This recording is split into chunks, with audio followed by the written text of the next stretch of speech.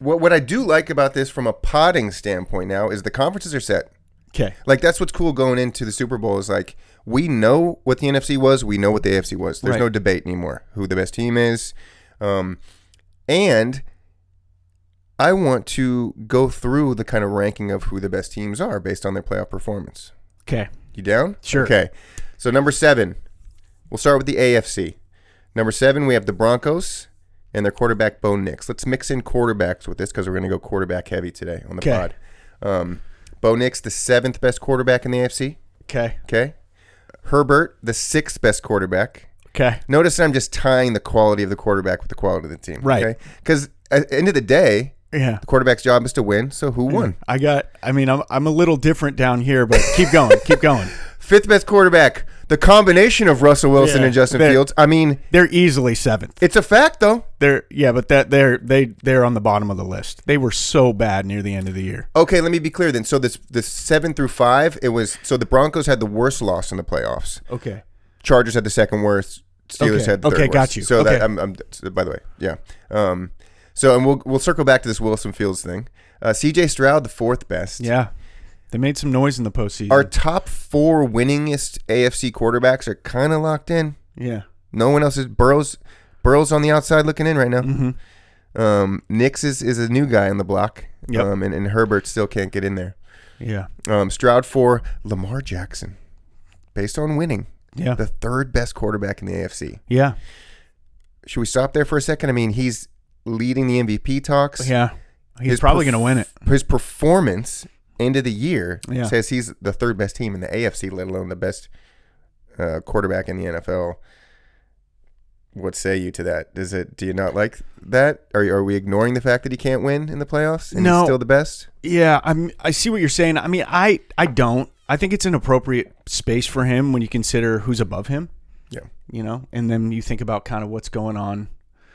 I mean, in the other conference, so looking at the other conference, I mean, which we'll get to, yeah, which we'll get to. I think Lamar's right where he should be, and he's probably better than everybody in the NFC right now. So being behind Allen and Mahomes makes sense to me. Right. So Allen 2 and Mahomes 1. I mean, I may pick one guy in the NFC above Lamar right now, and that'd just be Jaden. You know, Jaden had the best total QBR, has the best total QBR in the postseason so far. Better than everybody else on this entire list. Made it over 1,000 yards rushing and 4,000 passing. Yeah. That was awesome.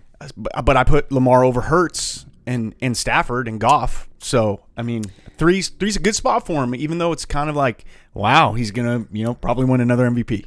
Yeah, and there's, I guess, excuse me, the reason this is interesting is because it's just this perennial battle of, who's the winningest? Who's the best? It's like Rodgers is the best. He's not the winningest. Yeah. Lamar's the best. He's not the winningest. Oh, yeah. So let me just... Patrick is the best. Yeah. Patrick is the winningest. well, he wasn't the best this year, though, right? Which we talked about plenty. I think statistically. Yeah, he's not in the MVP conversations. Yeah, you know what I'm saying? True. I do see what you're saying. That didn't make the Pro Bowl. Yeah, I see what you're saying. Yes. So it's probably going to win another Super Bowl. Up, right? So I think I'm just gonna take that narrative of Lamar's the 3rd best quarterback in the AFC. Sorry. Yeah. What are we measuring this on? I mean, you could put him in front of Allen. I mean, him and Allen are neck and neck right there. They are, and Mark Andrews drop. Who do you have one though? Burrow or Mahomes? Mahomes is number 1. Yeah. Yeah. Burrow's number 8. Yeah. Okay. Bo Nix is better than Joe Burrow. No. But in terms of based winning, on what you're saying, yes. Yeah. It's just good to rewire our brains a little bit to kind of settle down on maybe the Burrow Jackson talk a little bit, This is a bunk ranking. It's just based on playoffs, though. Yeah. And it's important to win and get in. So you're bumping up the Stroud talk a little bit, too, I think, is a takeaway. Nix is there. Let's talk about Russell Wilson and Justin Fields. Okay. We're going to talk a lot about backup quarterbacks, where they could go, who's a free agent, what teams should do what. I'm looking at this. Steelers 5th best team in the AFC this year, record-wise, performance-wise, and they don't really want Wilson or Fields. Yeah.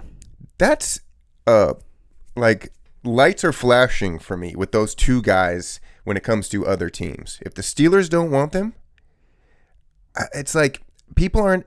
It doesn't seem like there's enough excitement around Wilson and Fields in the free agent market. I think there'd be more excitement around Fields.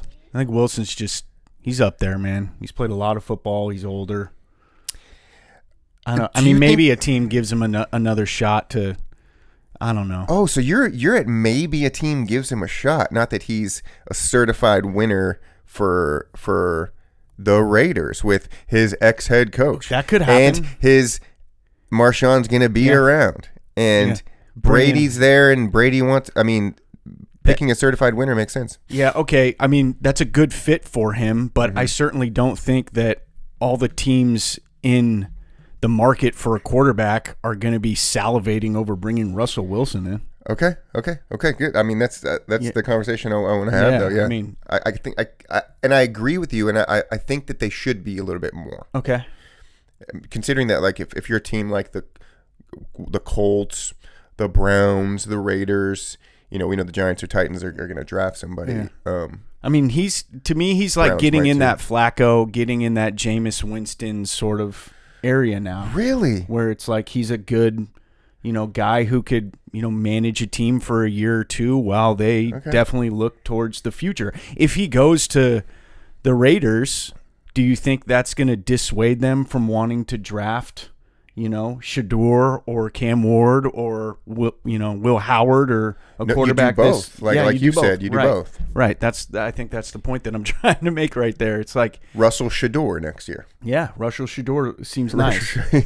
Like let Shador learn from Russell. Yeah. I mean, kind of maybe the same situation that happened with Fields this year. We know that Shador worked in the offseason with Brady. He's worked one-on-ones with him for a while. Black and yellow, silver and black. I feel something's there. Like, and if the Steelers don't want Fields, which they should 100% sign Fields. Yeah, they should. They could probably get him on a decent contract too. Agree. He was winning games when he was starting, straight up. Wilson was too, and I mean, obviously they fell off a cliff the last month of the season, but they played the hardest teams in the league. I mean, we forget that the Steelers were in first place pretty much all year until the last couple weeks. Yeah, some people get fooled by them, but really they play the same season every season. I'm looking at both those guys. Like, all right, Steelers.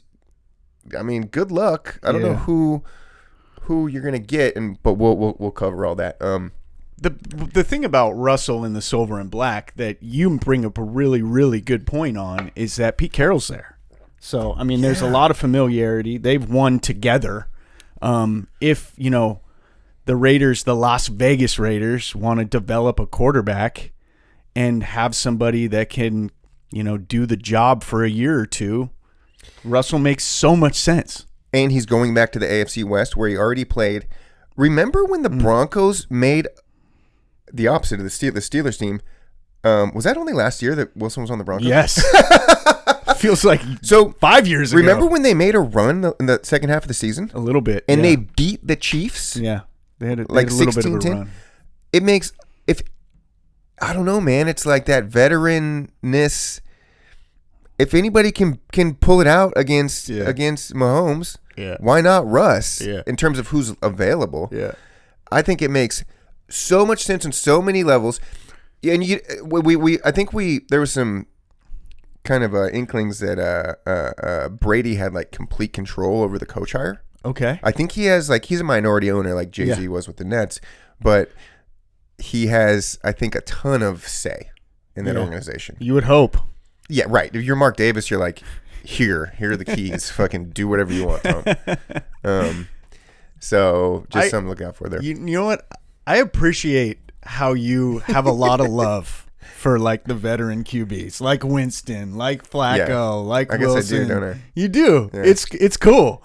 It's like I'm like the opposite. Like if you don't have a winner now, you better find a winner that can get you moving in the right direction. You know what I think finally tipped? I was going to say I think I'm a little scarred because of the Niners and the Jimmy G experience. Sure. Well, he brought him to Super Bowl. He did, but then it was like, what are you talking about? I know, and it was great, and I got a lot of love for Jimmy. But there were a few years after that where he was just uncorking some very bad passes, and in clutch moments of games would do something that cost them, and there was just frustrations mounted. But yeah, that's where I'm like, don't even waste your time with a veteran quarterback. Find the quarterback of the future now and start developing them. That's my vibe. I love it. I mean, I like this pod so far because we're bringing different Perspectives. Perspectives. Yeah. You said you were jaded against the old quarterbacks. Yeah. What swung me was Flacco's performance with the Browns last year. I was like, okay, this is insane. This guy's coming off the bench and now they're winning. So that's what a 4-game window. That's what tilted me for life. Did they make the playoffs with him? Yeah, dude, they were 12-5. They fucking they snuck in and lost to somebody.